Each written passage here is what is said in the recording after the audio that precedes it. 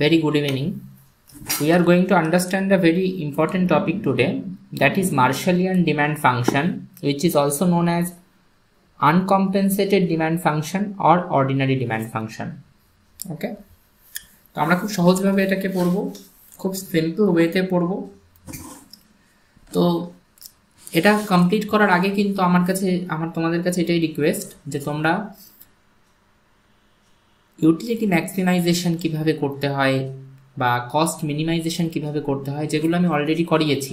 আমি যেগুলো তোমাদেরকে অপটিমাইজেশনের পার্ট 1 পার্ট 2 এগুলোতে করিয়েছি, ম্যাক্সিমাইজেশন মিনিমাইজেশনের কনসেপ্টগুলো সেখানে ক্লিয়ার করানো আছে, সেগুলো কমপ্লিট করে নিয়ে তারপরে এটা দেখবে, then it will be very much easy for you.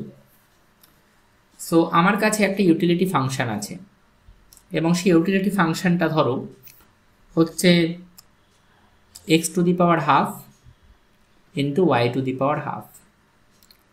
Okay, subject to আমার কাছে একটা বাজেট কনস্ট্যান্ট আছে, অর্থাৎ এই বাজেট কনস্ট্যান্টের রেসপেক্টে আমাকে ইউটিলিটিটা ম্যাক্সিমাইজ করতে হবে। বাজেট কনস্ট্যান্টটা হচ্ছে m equals to p1x plus p2y। এখানে p1টা কি, p1টা হচ্ছে x এর প্রাইস, p2টা কি, p2টা হচ্ছে y এর প্রাইস, এবং x আর y হচ্ছে কমোডিটি। ওকে, কত কোয়ান্টিটি আমরা কনজাম্পশন করতে চাইছি। এবার মার্শালিয়ান ডিমান্ড ফাংশনটা কি? মার্শালিয়ান ডিমান্ড ফাংশন হচ্ছে যে x কে, এই যে x কে আমাকে function of income of the consumer and price of x, এই দুটোর ফাংশন হিসেবে বের করতে হবে। ইনকাম অফ দ্য কনজিউমার কি m এবং x এর প্রাইস কি p1।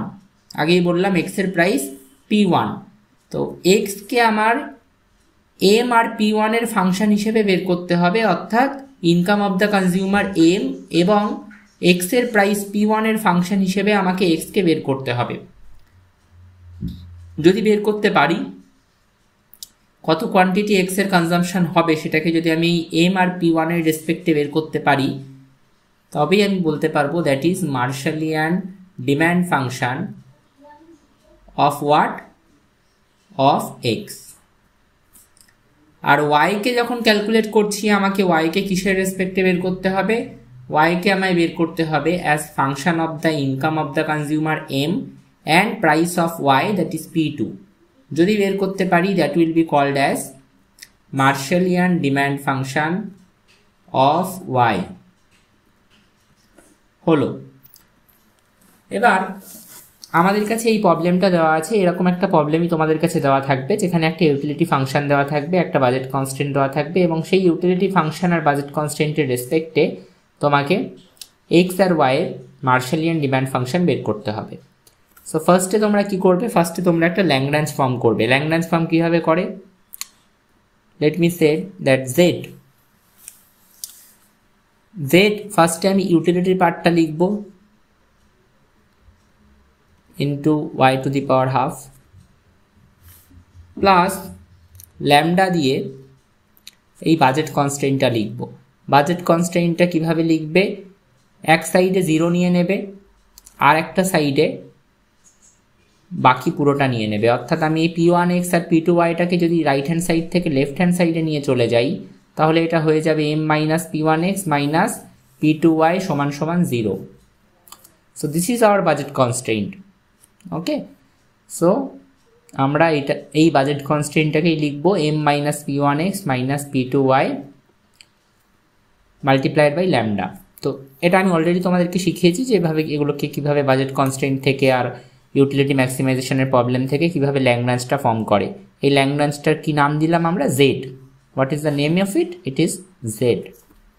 নাও এবার আমাদেরকে এটাকে ম্যাক্সিমাইজ করতে হবে, right?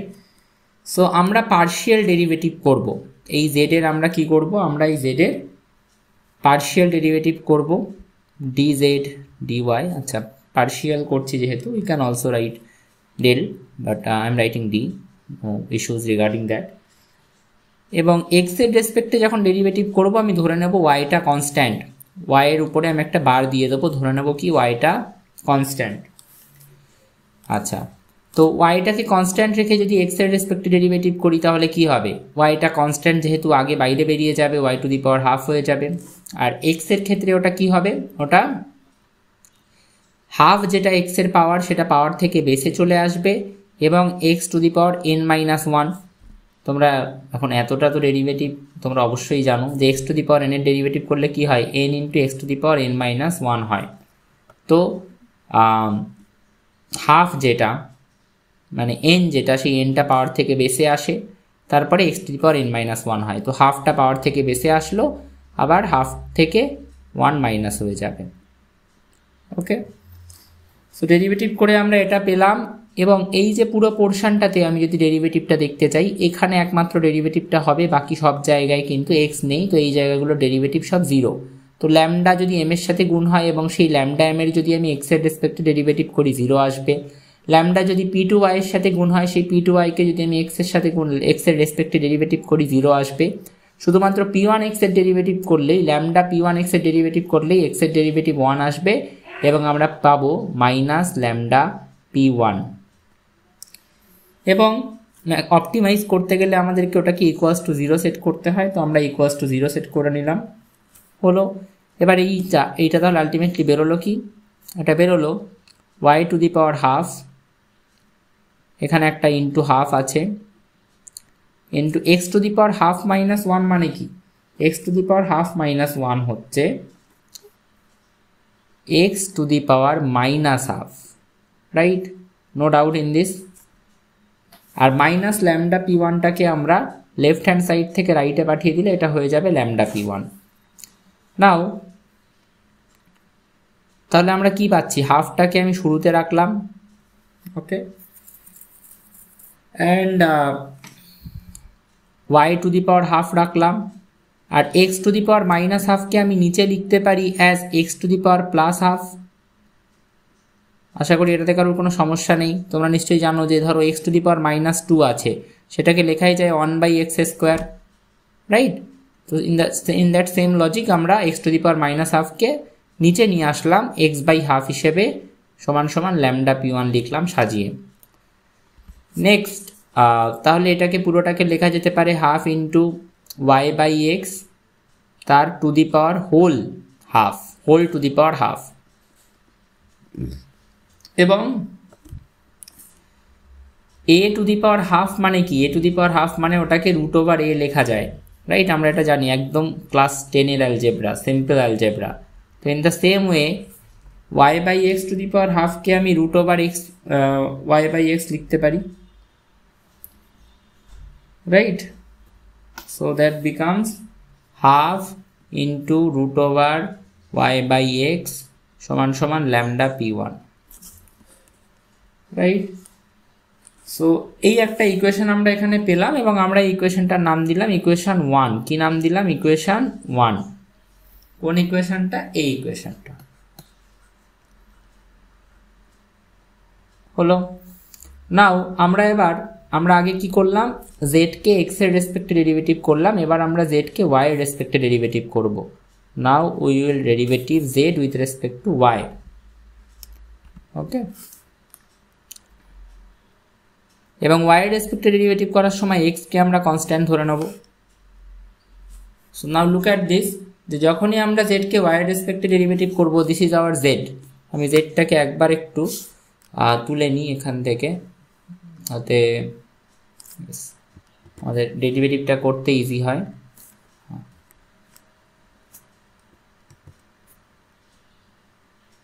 So this is hour Z. এবার এই জেডকে যদি আমি ওয়াই এর রেসপেক্টে ডেরিভেটিভ করতে যাই, তাহলে এই ওয়াই টু দি পাওয়ার হাফের ডেরিভেটিভ হবে, এক্স তো কনস্ট্যান্ট, তো এক্সটা বাইরেই থাকবে x to the power half হিসেবে, এবং ওয়াই টু দি পাওয়ার হাফটা হয়ে যাবে half into y to the power half minus one, মানে হচ্ছে মাইনাস হাফ প্লাস ল্যামডা। আচ্ছা, এক্সকে কনস্ট্যান্ট রেখে ওয়াই এর রেসপেক্টে ডেরিভেটিভ করলে কি হবে, ল্যামডা পিটি টু ওয়াই এর ডেরিভেটিভ হবে, শুধুমাত্র বাকি এই পার্টটা জিরো, এই পার্টটাও জিরো। তো ল্যামডা পি টু ওয়াই এর ডেরিভেটিভ হবে, কারণ ওখানেই একমাত্র ওয়াই আছে, এবং ডেরিভেটিভ করে অ্যান্সারটা বেরোবে minus lambda p two, minus lambda p two, minus lambda p two. এটাকে আমরা জিরো সেট করব, এবং এখান থেকে আমরা কি পাবো, আমি এটাতে আর বেশি ক্যালকুলেশন করব না, ইন দ্য সেম ওয়ে ক্যালকুলেশনটা হবে এবং ক্যালকুলেশনটা করে তোমরা এখানে পাবে half, I am just writing the whole calculation, তোমরা এটা করে নিতে পারবে বিকজ উপরেরটা আমি করে দিয়েছি। হাফ ইন্টু দেখো x to the power half আর y to the power minus half, y to the power minus হাফকে নিচে নিলে কি হয়ে যায় ওয়াই বাই এই y to the power plus half, তাহলে ওটা x by y to the power half, x by y whole to the power half, আর মাইনাস ল্যামডা পি টুটাকে ওপাশে নিয়ে আসলে কি হয়ে যায় প্লাস ল্যামডা পি টু। এবার আমি যদি এখানে রুটের ইউজ করি, রুটের ইউজ করলে আমি এটাকে কি লিখতে পারি, half into x by y, তার আমি রুট দিয়ে দিতে পারি হাফের জায়গায় সমান সমান ল্যামডা পি টু, এটাকে আমি ইকুয়েশন 2 নাম দিলাম। তাহলে আমরা ইকুয়েশন 1 পেয়েছি আর ইকুয়েশন 2 পেয়েছি। এবার আমাদের অঙ্ক অলমোস্ট কমপ্লিট হওয়ার পথে, মার্শালিয়ান ডিমান্ড ফাংশন আমরা এবার বের করে ফেলতে পারবো খুব সহজেই। এবার আমরা 1কে 2 দিয়ে ভাগ করে দেবো, divide 1 equation 1 by 2।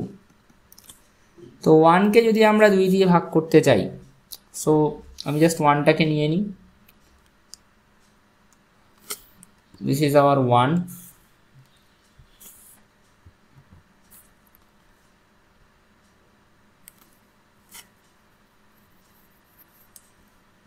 yes, let me just erase the color, yeah.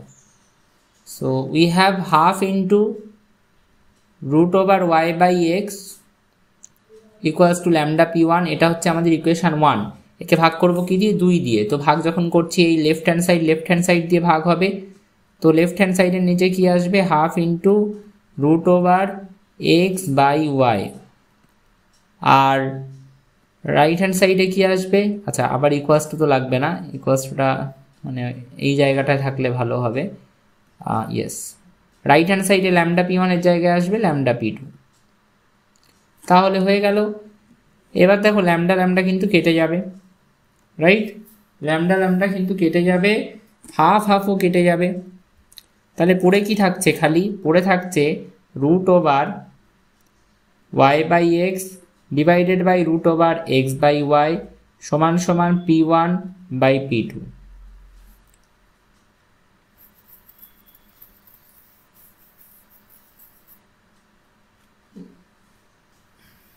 এবার আমি যদি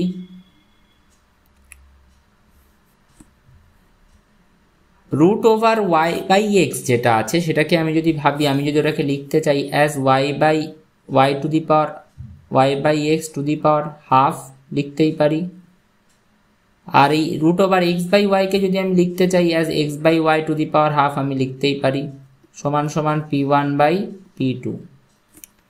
ইন দ্য সেম ওয়ে আমি যদি y by x to the power হাফকে লিখি y to the power half, আর এক্স বাই হাফকে যদি লিখি x to the power half, এবং এই নিচে আবার এই এক্স টু দি পাওয়ার হাফকে আমি x by y to the power হাফকে যদি ভেঙে x by half by y to the power half লিখতেই পারি, সমান সমান p one by p two. Next y by y to the power half by x to the power half এটা রয়েছে, এবং তার তলায় রয়েছে ভাগ x to the power half into by y to the power half. এই পোর্শনটা ভাগ হয়ে আছে, উপরে নিয়ে গেলে কি হয়ে যাবে, গুণ হয়ে উল্টে যাবে, তো আমি লিখতে পারি গুণ হয়ে উল্টে দিয়ে y to the power half by x to the power half সমান সমান p one by p two. গুণের সময় বেস একই থাকলে পাওয়ার যোগ হয়, আমরা সবাই সেটা জানি, সো ওটা কি হয়ে যাবে y to the power half into y to the power half মানে y to the power half plus half, আর এটাও x to the power half plus half সমান সমান p one by p two. তাহলে এটা কি হবে, এটা হবে y to the power one by x to the power one সমান সমান p one by p two. তাহলে this is now becoming y by x সমান সমান p one by p two, right.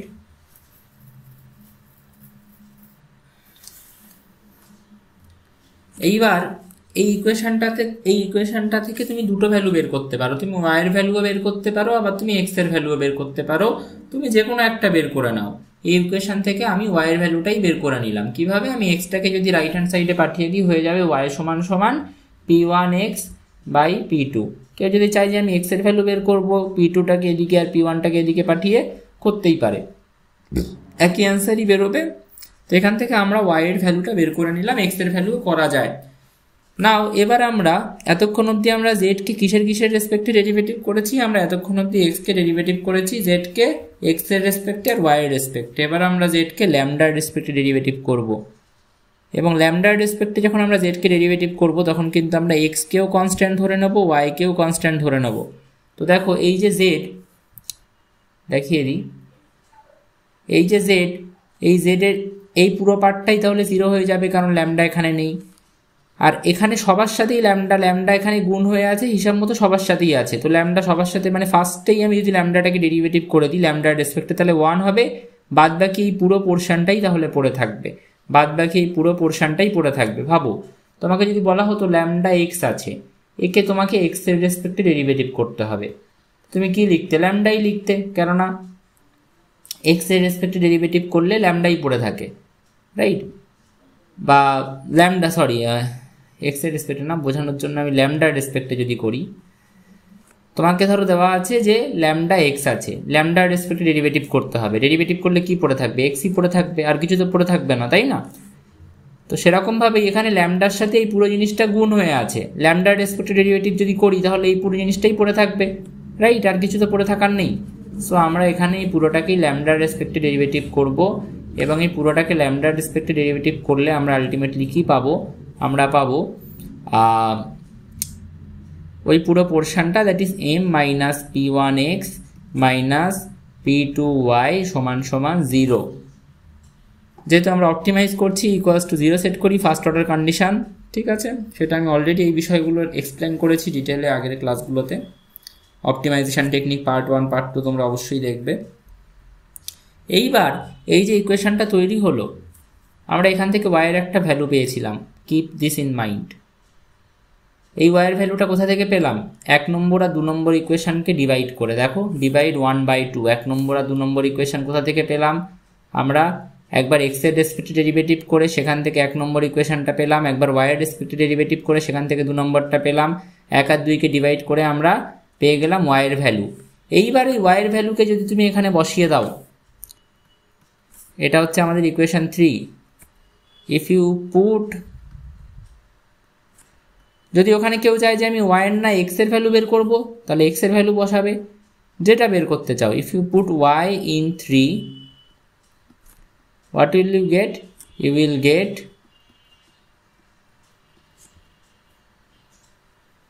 Marshallian demand function, Marshallian demand function। কিসের? তুমি x এর Marshallian demand function পাবে। কিভাবে? দেখা যাক। দেখো আছে কি ইকুয়েশনটা আছে m minus p1x minus p2y সমান সমান 0। কি আছে y এর ভ্যালু? y এর ভ্যালু বেরিয়েছে কি? p1x বাই p2, বসিয়ে দাও। তাহলে y এর জায়গায় আমি বসাবো p1x by p2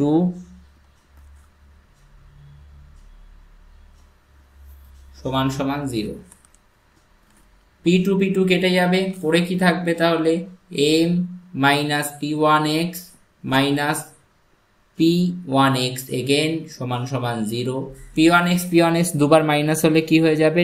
minus 2p1x হয়ে যাবে সমান সমান 0।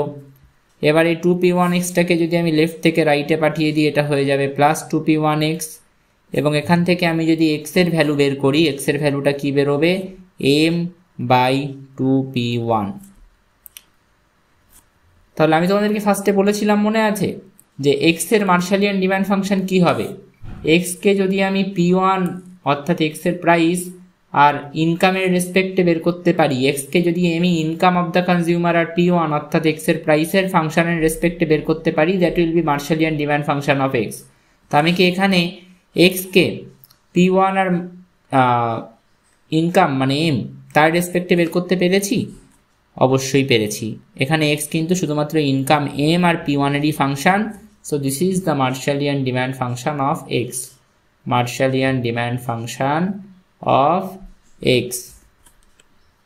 In the same way, এইবারে এক্স এর মার্শালিয়ান ডিমান্ড ফাংশনটা পেয়ে গেলাম, রাইট। এইবার এটাকে আমরা এই ইকুয়েশনটাতে আবার বসিয়ে দেবো। পুটিং কোন ইকুয়েশনটাতে বসাবো? 3তেই বসাবো। পুটিং এক্স সমান সমান এক্স এর যে ভ্যালুটা পেয়েছি সেটাকে কোথায় বসাবো? ইন্টু 3। তাহলে কি পাবো? এম মাইনাস এক্স এর জায়গায় কি বসাবো এবার? M by 2p1, so it will be p1 into m by 2p1, আর ওয়াই এর জায়গাটায় ওয়াই থাকবে সমান সমান 0। সো এখান থেকে তুমি p1 কেটে দিতে পারো, p1 কেটে গেল, কি বাই 2p1 2p, হ্যাঁ